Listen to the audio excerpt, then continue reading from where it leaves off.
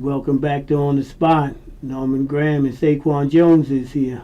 Thanks for having me, Norm. It seems like we only do shows when we have some sort of controversy with young African American males in the court system. That's what you like talking about, brother. That's one of your favorite things besides your famous Republican Party. But we're going to start out.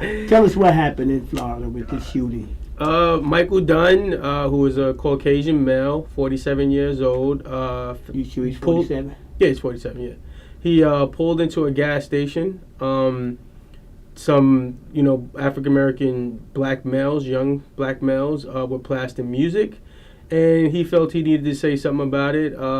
They didn't comply. And he allegedly said, well, not allegedly, but he said he felt threatened. And they allegedly had weaponry. And he felt that it was up to him to take the law in his own hands and attempted to murder 3 other young men, but actually murdered one of them. A total of 4. Yeah, it's crazy. Men in the car, young men.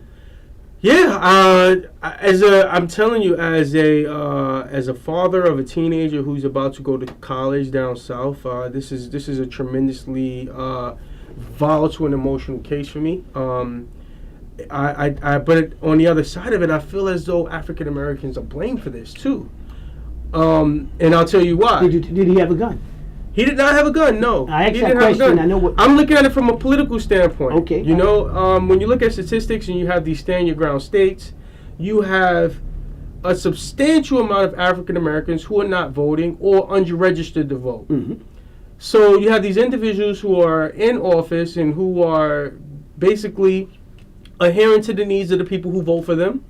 And then they are passing these laws. And then as African Americans, we are always reactive and not being proactive in the political process, which stops us from having these laws either help us as opposed to hinder us. Well, in a case, the George Zimmerman case, for example, it was cited that the law, the stand your ground law, actually helped people of color more than it did whites. But on a self-defense level. Okay. I mean, I can see from a fundamental level how that actually can be thought upon. Okay. But on a different level, a real life boots on the ground level where cops have, certain prejudices, other ethnicities have certain prejudices, including African Americans and Hispanics or whatever ethnicities you want to having certain prejudices.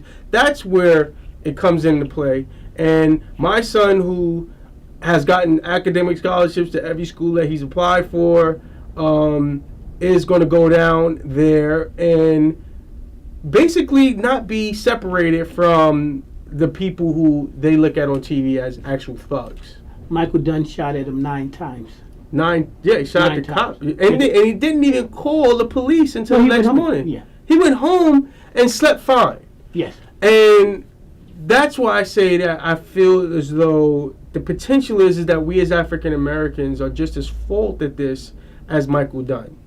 The stereotypes we allow to consistently define us, as well as our limited participation in the political process. Because that's at the end of the day... the political process and the connection with the shooting. The fact that when you have a politician who, is going to be listening to people who want to have their guns and be able to use them. Because at the end of the day, Norm, what's the point of having a gun if you can't kill stuff? It's personal protection. Nah, it's not personal protection. It's if you're gonna have a gun, I want to be able to shoot stuff. You understand? Like, there's no point in having it. No. And then the power that's associated with the firearm overtakes you. You're not utilizing the weapon. You're not killing anything. Okay, so then psychologically it becomes different. Let's stay focused. This case here. Yeah. He shot 9 times. He did not get convicted of murdering Jordan Davis. Yes, I couldn't get it out. He didn't get convicted of that. He got convicted of shooting at the 3 other people. Yeah. They're all in the same vehicle. Yeah. I mean, at the end of the day... Florida is upset again. At the end of the day, if you are a black male, 2 things should happen. You should never go any place by yourself, because if you get killed, then but he tried to kill all of us. Yeah, he tried to kill everybody. But if I'm thinking about this logically, as you're a black male, you should never go any place by yourself, or you should be the one who's killing first. But why? Because dead men can never tell a tale. Why is it that white America keeps feel threatened? This kid wore about 150 pounds. 160 pounds. He was a very slim kid. Why is it that every time something happens, white America say, I felt threatened? Well, I mean... Or blame it on the black. Another story. No, let's be 100%, keep it 100%. Yes. We walk down Nostrand Avenue, and I'm scared of some of the dudes that I see. You know? I grew up in the guts of the projects, all right? At the end of the day, I'm nervous about what I see going down the street. Okay. And if me growing up in that element is nervous, I can only imagine what the sort of psychological torment you can possibly go through if you're somebody who's never experienced that. Mr. Dunn just didn't say a word to him. See, the gun empowered him to be a little tougher than what he really was. Yeah, absolutely. And that's what, and for me, I had a conversation with a friend of mine about guns today, and he wants to go get a permit, and I'm like, the reason why I don't even want to touch a gun is at the end of the day, we're shooting guns the same way we have been since we fought the Indians for the Midwest.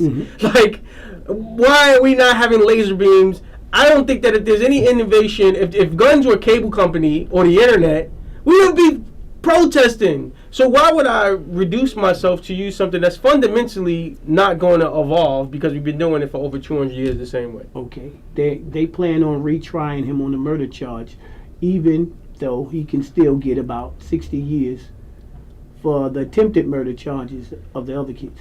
The prosecution, Angela, I believe her name is, I don't know what that district attorney is thinking about. I mean, I understand ambition, and she wants to be, use this as a stepping stone for a bigger political process, but I don't know who else has shot themselves more in the foot than she has with the Trayvon Martin case. So do you blame it on Jordan Davis case? Do you blame it on her or the people? I mean, these are just incompetent lawyers I don't blame the law.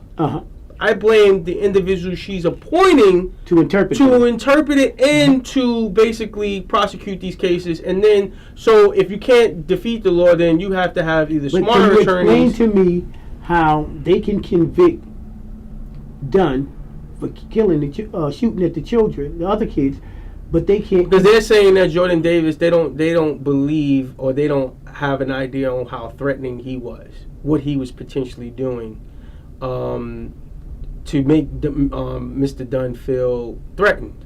There was no, Jordan Taylor can't say, and the fact that they had other witnesses, like the fact that I think the daughter-in-law, somebody else came and said, my father really, Mr. Dunn, whoever it was in connection with his fiance said thug music. Yes. His fiance. He also wrote letters from jail, basically talking about people of color. So he had some prejudice going on here. Listen. And the first thing we do is our intent becomes, hey, he's black, he's threatening. Cut your music down, the thug music down, and I feel a little tougher because you've apparently felt tough challenging 4 people and you're by yourself. Yeah, absolutely. Well, that's what guns do. Yeah, it made you feel a little tougher. What's the point of having a gun if you can't destroy stuff? And do you believe in another trial? I do believe in another trial. I mean, justice should be served to the family, to the Davis family at the end of the day. But what I don't want to happen is that we are going to start to become desensitized to black deaths of young males. The same way we are desensitized to the deaths of black males in Chicago, Watts. That's where Brooklyn. I was going to touch on. This is why subjects like this I don't like getting involved in. Because I mean, there's no way for them to differentiate the difference. You understand? I believe, and then we have sons who we've raised to be upstanding citizens, and they're not differentiating those individuals. There's good kids out here that's doing absolutely nothing. And then you'll get a prosecutor that will paint a picture of no matter what your child is a thug. Yeah, absolutely. I mean, they did it to Richard Sherman. They did it to Richard Sherman. No matter what you do, until he had to articulate that he's far from being a thug. Yeah, Graduated from Stanford. Yeah. But we're going to wrap this up. People of color, young kids, young black kids can be a threat to anybody. It's easy to become a threat to white America because and it's hard to say what do we do. I don't want to define it as white America. It's just. But we're not really hearing that. Okay, you got out your car and I killed you. I shot you because it's not news. So if that happens, people of color, you don't hear about it in the first place. So as a father, we have to teach our kids what lessons do we keep coming up with? The only one I can say is what do we keep it to the 60s. Don't look at anybody in the eye, and you just you can't do anything now. You can't go. You get Arizona iced tea. You can't buy one of them. Mm-hmm. Can't get Skittles. Now I can't play music. I know. I'm. And they keep talking about rap music. As a black male father, I music. am scared to death. Yes, rap music is thug music, but more whites buy rap than people of color. All right. And at the concert, they're in the front. Yeah. We'll be back.